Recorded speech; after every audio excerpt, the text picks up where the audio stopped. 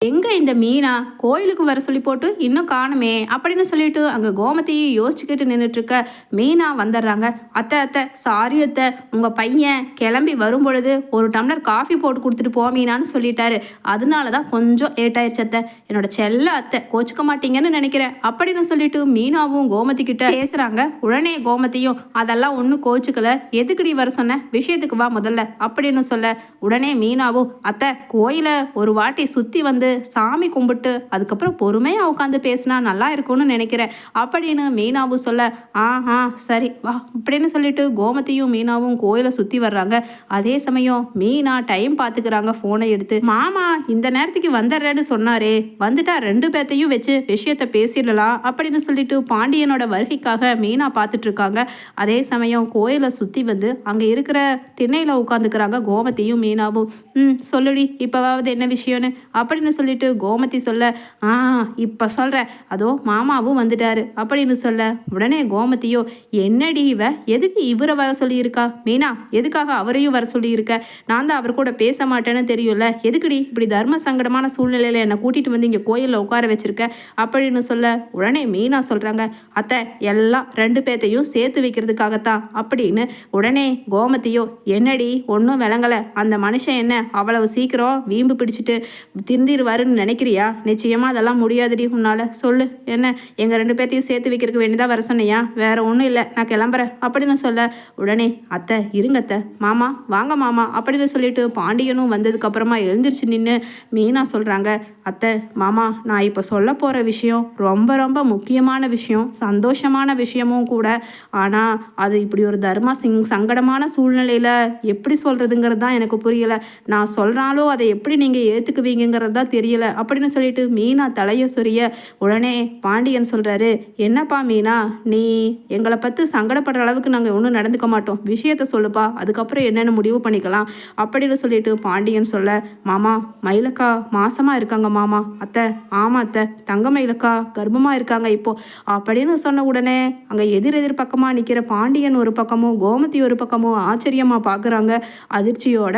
உடனே மீனாவும் அத்தை என்ன இப்படி ஷாக் ஆகிட்டீங்கன்னா என்ன பண்ணுறது, இன்னும் என்னென்னமோ நடந்து போச்சு, அதெல்லாம் சொன்னால் நீங்கள் என்ன பண்ணுவீங்கன்னு தெரியல, முதல்ல உங்களோட அபிப்பிராயம் இதை பற்றி என்னன்னு சொல்லுங்கள் அப்படின்னு சொல்ல உடனே கோமதியோ போடி அவ சும்மா ஏதாவது கதை கட்டிட்டு இருப்பா, இப்போ வீட்டுக்கு வர்றதுக்கு வழி இல்லைன்னு சொல்லிட்டு மறுபடியும் ஏதாவது ட்ராமா போட்டு உள்ள நுழையருக்கு உன்னை ஏமாத்திருப்பா, நீ வேணும்னா ஏமாறு, அந்த பொய்க்காரி சொல்கிறதெல்லாம் நான் நம்ப மாட்டேன் அப்படின்னு கோமதிக்கு சொல்ல உடனே மீனா சொல்கிறாங்க அத்தை இதெல்லாம் நான் உங்ககிட்ட எதிர்பார்த்தது தான், நானுமே முதல்ல அப்படிதான் நினைச்சேன், மயிலக்கா உண்மையிலேயே மனசு திருந்தி இப்போ ஒரு பக்கம் வேலைக்கு போயிட்டு இருக்காங்க, நான் தான் வேலைக்கு கூட சேர்த்து விட்டேன், இப்போ கர்ப்பமாகவும் இருக்காங்க, அதை நானே கன்ஃபார்ம் பண்ணிட்டு வந்து தான் அத்தை உங்ககிட்ட சொல்கிறேன் அப்படின்னு சொல்ல உடனே கோமதியோ அப்படியாடி, இந்த சந்தோஷமான விஷயத்த ஏன் எங்ககிட்ட அவள் வந்து சொன்னா என்னவா, ஆமாம் இந்த சரவண பையன்கிட்ட தான் சொல்கிறதுக்கு அவளுக்கு என்னவா அப்படின்னு சொல்லிட்டு கோமதியும் கேட்குறாங்க.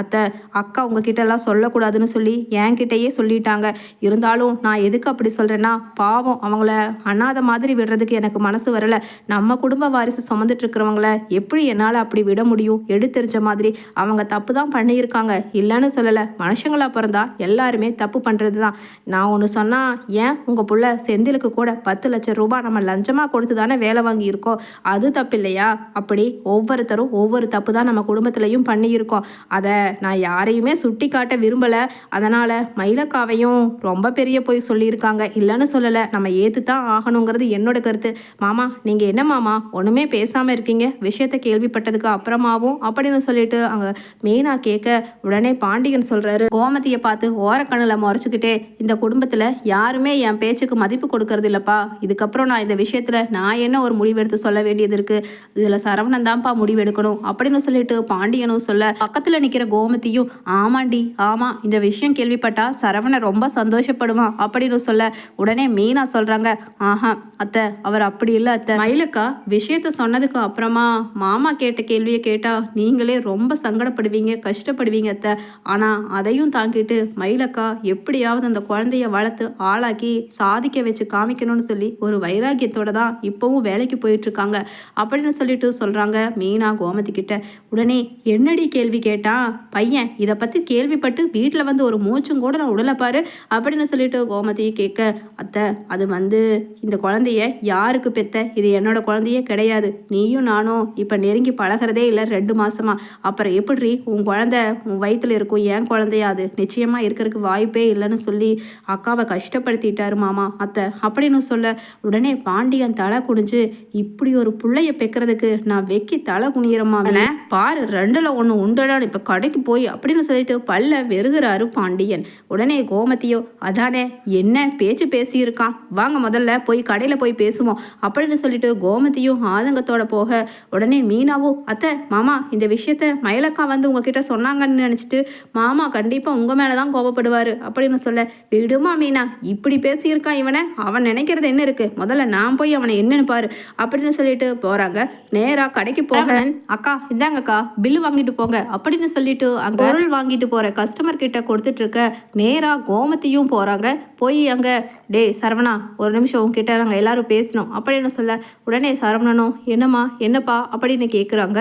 உடனே பாண்டியர் சொல்றாரு, ஏண்டா அந்த புள்ள மாசமா இருக்கிறது உனக்கு தெரிஞ்சு அந்த புள்ளைய பார்த்து நீ என்னடா வார்த்தை கேட்ட அப்படின்னு கேட்குறாரு. என்னப்பா எனக்கு ஒன்றும் புரியலை அப்படின்னு சொல்லிட்டு சரவணன் கேட்க, உடனே பாண்டியன், மயில் மாசமா இருக்கால அந்த விஷயத்த சொன்னப்ப இந்த குழந்தை என்னோடதே கிடையாதுன்னு நீ அவளை பார்த்து கேட்டியாமா? ஒரு கட்டுன புருஷன் எந்த ஒரு வார்த்தையை கேட்கக்கூடாதோ அந்த வார்த்தையை பார்த்து தங்கமயில நீ கேட்டிருக்கிறேன்னா உனக்கு எந்த அளவுக்கு ஒரு கேவலமான புத்தி, ஏன் பிள்ளைன்னு சொல்றதுக்கு எனக்கு வெக்கமா இருக்குடா அப்படின்னு சொல்லிட்டு கோமதியும் ஆதங்கத்தோட பேசுறாங்க.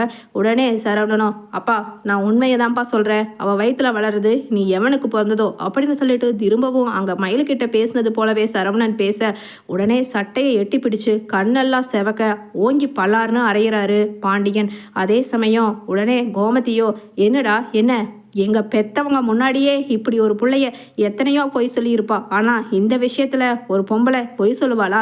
நிச்சயமா மயில் அப்படியெல்லாம் தப்பான புள்ள கிடையாது. அபாண்டமா அவன் மேல பேசுற வேலை வச்சுக்காத.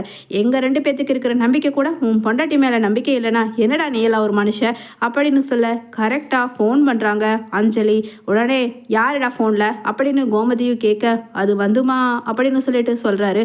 உடனே கோமதியும், மாமா ஃபோனை அட்டன் பண்ணி பேசுங்க அப்படின்னு சொல்றாங்க. சொல்லு அஞ்சலி அப்படின்னு ஸ்பீக்கரில் போட, சரவணா நேற்று மாதிரியே இன்னைக்கும் வெளியில் அவுட்டிங் போகலாமா?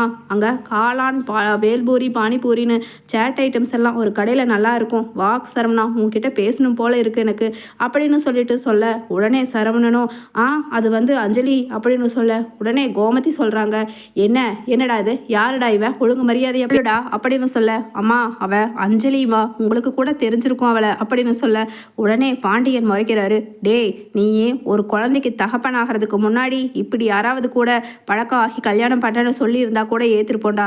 ஆனால் எப்படிரா சே, உன் குழந்தைய ஒரு புள்ள சுமந்துட்டு இருக்கா, இன்னொருத்தி உன்னை சாயங்கால நேரம் வெளியில் அவுட்டிங் போறதுக்கு கூப்பிட்றா, வெக்கமா இல்லையா அப்படின்னு சொல்லிட்டு, மீனா எடு அந்த சேவக்கட்டைய அப்படின்னு சொல்ல, உடனே மீனாவை எடுத்து கொடுக்குறாங்க. மாமா உங்கள் மேலே எவ்வளவோ எனக்கு மரியாதை இருந்துச்சு, அதை எல்லாத்தையுமே நீங்கள் ரொம்ப கேவலமாக நடந்து கெடுத்துட்டீங்க மாமா அப்படின்னு சொல்ல, அங்கே கன்னத்தில் வலி தாங்க முடியாமல் நிற்கிறார் சார்.